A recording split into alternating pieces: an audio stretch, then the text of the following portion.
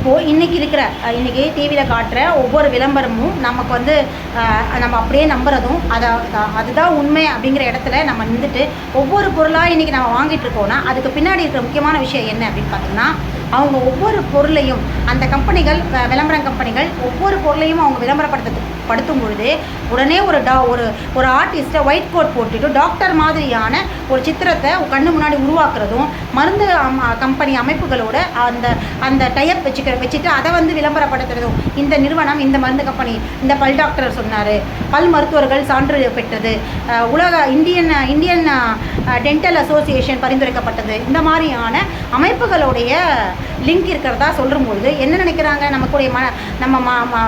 அதை பார்க்குற பார்வையாளர்களோட மனம் எப்படி இருக்கும்? அப்போது மெடிக்கல் கவுன்சிலே சொல்லிடுச்சு, டாக்டரே சஜஸ்ட் பண்ணுறாங்க. நமக்கு வந்து நம்ம கண்ணுக்கு வந்து ஒரு நார்மலான ஒரு லாஜிக் தெரியல, வர்றவங்க வெறும் ஆர்டிஸ்ட் நடிக்க வந்திருக்காங்க அப்படிங்கிற ஒரு அறிவு கூட நமக்கு இல்லை. அந்த அளவுக்கு நம்ம அறிவை வந்து முடக்கிட்டு அவங்கள பார்க்கும்பொழுது நம்ம பார்வை எப்படி இருக்குன்னா, ஒரு டாக்டர் பார்க்குற மாதிரி பார்க்குறோம். யாரை? ஆர்டிஸ்ட்டு. அவங்கன்னா எம்பிபிஎஸ் படிச்சுட்டு வந்த டாக்டர்ஸ் வந்து நடிப்பாங்களா? ஒயிட் கோட் போட்டவங்கலாம் டாக்டரா?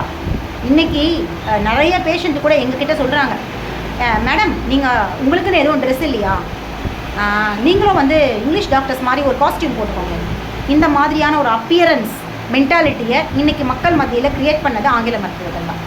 ஒயிட் கோட் போட்டவெல்லாம், வெள்ளையாக இருக்கிறவன்லாம் உண்மையை சொல்கிறவன், கருப்பாக இருக்கிறவன்லாம் பொய் சொல்கிறவங்க அப்படிங்கிற ஒரு மென்டாலிட்டியை கொண்டு வந்தாங்க இல்லையா இதுக்கு முன்னாடி. அதனால தானே இன்ன வரைக்கும் நம்ம வெள்ளைக்காரனுங்களை பார்த்தாலே அப்படியே கார்லேயே சரணாகதி ஆயிடும் இல்லையா. வெள்ளைக்காரன் பொருள் அப்படின்னாலே அதுக்கு இந்தியன் ப்ராடக்ட்ஸை விட அதுக்கு ஒரு இம்பார்ட்டன்ஸை கொடுக்குறோம், அதுக்கு அந்த அளவுக்கு ஒரு மரியாதையை கொடுக்குறோம் இல்லையா. வெளிநாட்டு பொருள் ஏன்னா வெள்ளையாக இருக்கான், அவனுக்கு நிறைய அறிவு இருக்குது. நம்ம எல்லாம் கருப்பாக இருக்கிறோம், இங்கே இருக்கிறவங்களுக்கு அறிவே கிடையாது. அவன் உண்மையை சொல்லுவான், ஏமாற்ற மாட்டான். இந்தியாவில் இருக்கிற நிறுவனங்கள் இந்த மாதிரி ப்ராடக்ட்ஸ் தயாரிக்கிறவங்களாம் போய் சொல்லுவோம். இப்படியான ஒரு மென்டாலிட்டியை கொண்டு வந்துடுச்சு. இது எப்படி வந்ததுன்னா, மருத்துவத்தின் வழியாக தான் இந்த மாதிரியான ஒரு தாட் ப்ராசஸை மக்கள் மைண்டில் வந்து ஸ்டிக் பண்ணி வச்சுருக்கு. எப்படின்னா, ஒயிட் கோட் அப்படிங்கிற ஒரு விஷயத்த, ஒயிட் ட்ரெஸ், அதாவது நர்ஸ் இருக்காங்க இல்லையா, அவங்களுக்கு ஒயிட் ட்ரெஸ்ஸு, அதே மாதிரி ஆங்கில மருத்துவர்களுக்கும் வந்து ஒயிட் கோட், இந்த மாதிரி ஒயிட் அப்படின்ற ஹாஸ்பிட்டல் அப்படின்னாலே ஒரு ஒயிட் கலரில் எல்லாத்தையும் வெள்ளையாக காமிச்சு ஒரு உளவியல், இதெல்லாம் வந்து நிறங்களுடைய உளவியல். வெள்ளையாக இருக்கிறது பார்க்கும்போது நம்ம மனசுக்குள்ளே ஏற்படுற ஒருவித அமைதி, இந்த ஒரு இந்த சைக்காலஜியை தான் வந்து அவங்க கையாண்டாங்க ஆங்கில மருத்துவம். தங்களுடைய மருத்துவத்தை ஆதிக்கப்படுத்துறதுக்கு அத்தனை விதமான மனித உளவியலையும் சூதுவாதுகளையும் திட்டங்களையும் இந்த ஆங்கில மருத்துவம் கையாண்டுது. அதில் ஒன்று தான் இந்த நிறம் சார்ந்த உளவியல். வெள்ளை அப்படிங்கிற ஒரு விஷயம் ஒன்று பார்க்கும்பொழுதே நமக்குள்ளே ஏற்படுற உளவியல் ரீதியான ஒரு ஹார்மோன் சேஞ்சஸ் தான் அவங்களுடைய மிகப்பெரிய ஆயுதமாக சாதனமாக இருக்குது. ஸோ என்ன பண்ணுறாங்கன்னா, ஒரு சாதாரண ஒரு பொருளை விற்கிறதுக்கு கூட ஒயிட் கோட்டை போட்டு ஒரு ஆர்டிஸ்ட்டை நிற்க வைக்கும்போது நம்ம பார்வை என்ன ஆகிடுதுன்னா, அந்த ஆர்டிஸ்ட்டாக கண்ணுக்கு தெரியல, அவன் ஒரு டாக்டராக தான் நம்ம கண்ணுக்கு தெரியுறாங்க. அப்போ டாக்டர் சொல்கிறாங்க, ப்ளஸ் இந்தியன் மெடிக்கல் அசோசியேஷன் அப்படின்ற வார்த்தையை பயன்படுத்துகிறாங்க.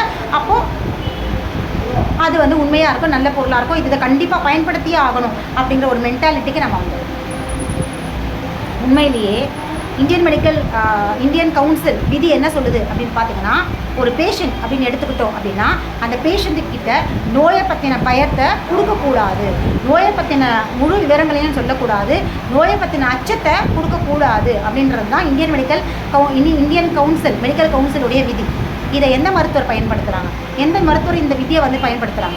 இன்றைக்கி இந்த அளவுக்கு சுகரை பார்த்து இன்றைக்கி பயப்படுறோம் அப்படின்னா அதுக்கு காரணமே என்ன அப்படின்னு பார்த்தீங்கன்னா, நோயை பற்றின பயத்தை சுகருடைய லெவலை சொல்லியே பயமுறுத்தி வச்சுருக்காங்க. சாப்பிட்றதுக்கு கூட இன்றைக்கி மனிதர்கள் பயப்படுறாங்க அப்படின்னா அதுக்கு காரணம் சுகர் பற்றின பயம், நோயை பற்றின அச்சத்தை கொடுத்துட்டாங்க. அதே சமயத்தில் இன்னொரு விதி என்ன சொல்லுது அப்படின்னு பார்த்தீங்கன்னா, நோயாளிகளை வந்து லேப் டெஸ்ட்டுக்கோ எந்த விதமான டெஸ்ட்டுகளுக்கும் பரிந்துரைக்கக்கூடாது அப்படிங்கிறது தான் சட்டம். அவசியம் இல்லாமல் பரிந்துரைக்கக்கூடாது. ஆனால் இன்றைக்கி எந்த மருத்துவர் இப்படி இருக்காங்க?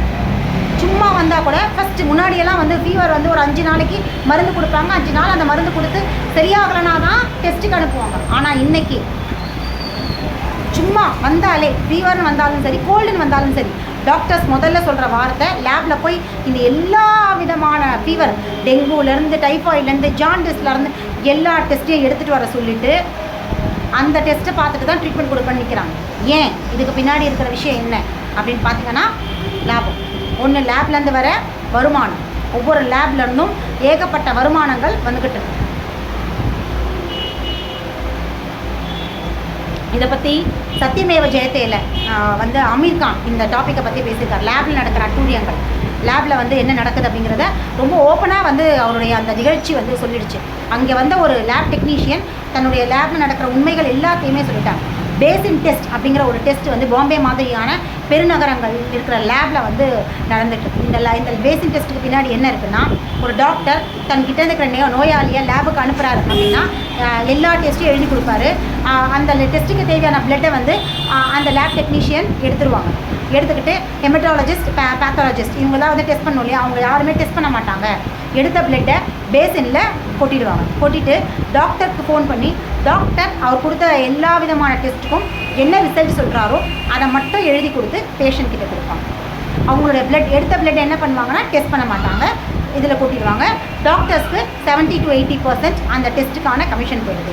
அப்போ டெஸ்ட் பண்ணாததுனால இவங்களுக்கு அந்த மைக்ரோஸ்கோப் பயன்பாடும் தேவையில்லை, இல்லை அதுக்கு பயன்படுத்துகிற கெமிக்கல்ஸோடைய அமௌண்ட்டும் செலவாகாது.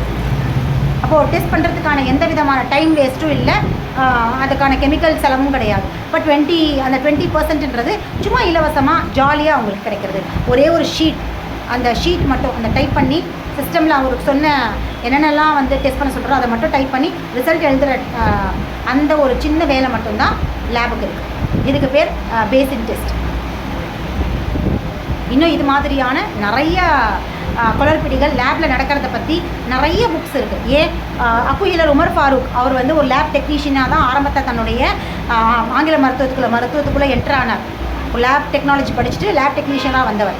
அங்கே லேபில் நடக்கிற எல்லா விதமான அட்டூழியங்களையும் தன்னுடைய கண்ணால் பார்த்த விஷயங்கள், மருத்துவமனையில் நடந்த விஷயங்கள், பண்ண ஆப்ரேஷன்ற பேரில் மருத்துவர் செஞ்ச ஒரு பெரிய தவறு, ஹாஸ்பிட்டலில் நடந்த எல்லா விதமான அக்கிரமங்களையும் தன்னுடைய ஒவ்வொரு நூலையும் பதிவு செஞ்சுருக்கார்.